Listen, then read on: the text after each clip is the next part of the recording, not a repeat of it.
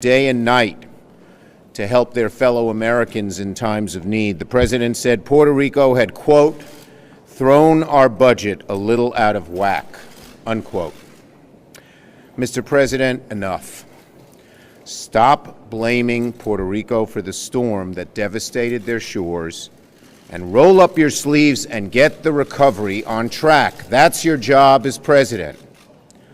I don't remember the president telling Texas that they threw our budget out of whack after Harvey, or Florida after Irma.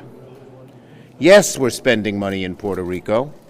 We're spending money to turn the power back on, to give people drinking water, and to keep life support machines working in the hospitals. And that's what we do in America. When one part of the country has trouble, the rest of the country reaches out to them and says, we're going to help you. They did it for New York after Sandy, New York and New Jersey. They did it for Texas after Harvey, and Florida after Irma, and Puerto Rico should be just the same. To have the gall to complain about Puerto Rico throwing our budget out of whack while proposing tax cuts for millionaires that will cost trillions of dollars boggles the mind. Boggles the mind.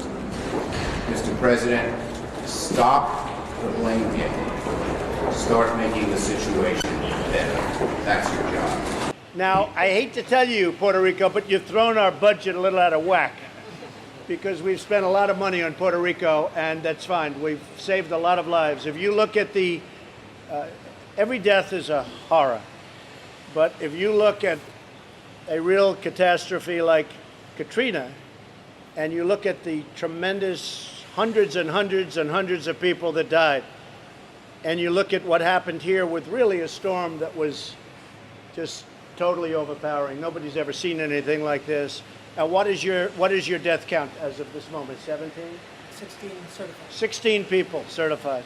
16 people versus in the thousands. You can be very proud of all of your people, all of our people working together. 16 versus literally thousands of people. You can be very proud. Everybody around this table and everybody watching can really be very proud of what's taken place in Puerto Rico.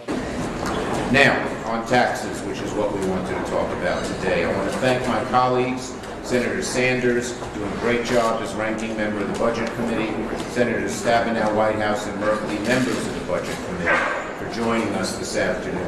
Mr. Schumer, Republicans say you're just guessing at the impact of their legislation because they haven't written it. Well, they've written all the giveaways to the wealthy. They then say, well, we'll find ways to pay for it, and they don't say how it is. We're not guessing at all. This comes exactly from their plan. And if they want to change it, great. But right now their plan says trillions of dollars of tax cuts for millionaires and billionaires, cut Medicare and Medicaid. That's indisputable. So we know what they're saying. They haven't filled in the details, but if they stick with this framework, the details will be as bad, if not worse. And right now, the American people answer what Chuck said. There's no guessing. It's in black and white. You can see the budget functions are very clear. $1 trillion cut to Medicaid, $470 billion cuts to Medicaid. That is right there in black and white. Right now, We can get you that big.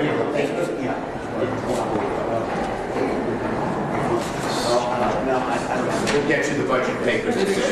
right now, the American people are talking about guns and gun control and mass shootings.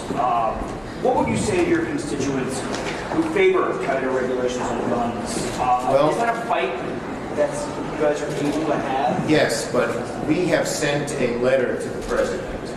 I have requested of the president to call us together, Democrats and Republicans, to come up with a reasonable solution. Before he was a candidate and marched in lockstep to the NRA, Donald Trump expressed a very reasonable position on gun control. In fact, he said after Sandy, he supported the kind of bills we support. Let's hold him to that. Break from the NRA, which is making things worse, and work with us to get something done. We need his help. Senator Schumer, given the nature of this attack, it was a high-powered assault rifle from 400 yards away, lots of ammunition used at once. Do do you support votes on the assault weapons ban? Well, Senator Feinstein is taking a piece of the assault weapons ban that allows you to convert semi-automatic guns to automatic guns and abolishing it. It's legislation that the vast majority of us in the Democratic caucus support, maybe everybody. What about your Next one, go ahead. Republicans came back from a dinner with the president last night saying that you don't actually have a deal with him on the future of DACA, border security, that, that he's talking about things that you did not come out of that dinner discussing. What is your understanding of it right If the now? president is changing his view, he should tell us. I've talked to the president, I've talked to General Kelly about continuing on the path that we all agreed to indisputably. The next morning, Mick Mulvaney came out and said what Nancy and I had said the night before was accurate. And if they want to continue on that path, great. If they want to back off, let them tell us. Just to follow up on that question, if they start talking about having interior enforcement, would you see that not being any deal? Is that a problem? Yes, we were explicit at the meeting that interior enforcement was not part of this deal, and what it was strengthening things at the border. If they've changed their position, America needs to know about it. What about on the gun issue here? Do you think that their success around for a long time, the need run Carolina Parkway, Long Island, 1996, we run on that issue and can make an impact here in the House and Senate, and that's the deficiency in this approach. This is the swamp. A small, powerful lobby that represents a vast minority, a very small minority of Americans, seems to have a stranglehold on the Republican Party. And that shouldn't be. That's the kind of thing Donald Trump campaigned against.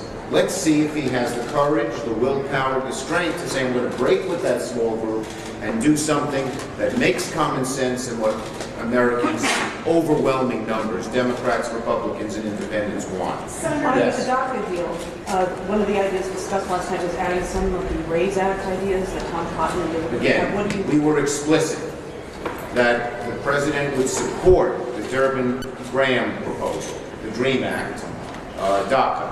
And if they're backing off on that, we ought to know, okay? That was not said. We went through it explicitly. As I said, the next morning, Mulvaney came out. I saw it on TV and said what Pelosi and Schumer said the night before was accurate. If they're backing off it because of pressure from the hard right, America ought to know and we ought to know. And nobody from the White Yes. House In the budget resolution, it looks like the Republicans, in addition to, I know most Republicans have done on tax, but it looks like they're also going to try and open up animal. Or at least there's an instruction that It allows them to in 50 minutes. Look, I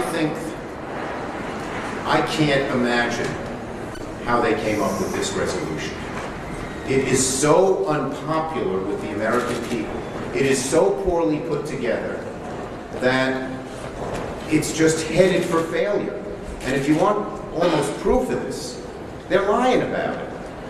They're not saying what's in it. They say it's tax cuts for the middle class. It's not. It's aimed at the rich. They say no wealthy people will get a tax cut. They do. They say it's going to decrease the deficit. No one on this planet Earth believes that. They're ashamed of this proposal. It's been drawn up by the hard right, Koch brothers, and whomever else. It is so unpopular with the American people. Why they came up with this proposal, there's only one explanation. The Freedom Caucus and the hard right has such power in the Republican Party that they're pulling them way off base. Didn't they learn the lesson with health care? Senator Schumer, is President Trump the only factor in this gun stalemate that could actually change the stalemate and break it? Well, he's the most logical. Our Republican colleagues in the Senate, despite the efforts, bipartisan, of Senators Manchin and Toomey, were unable to break it a few years ago after the horrible shootings in Connecticut. So President Trump, again, it's really his responsibility to do this. As I said, in the past, he's been very reasonable about the gun issue. He ran for Republican president. He had to do what the NRA wanted him to do. But now it would be an act of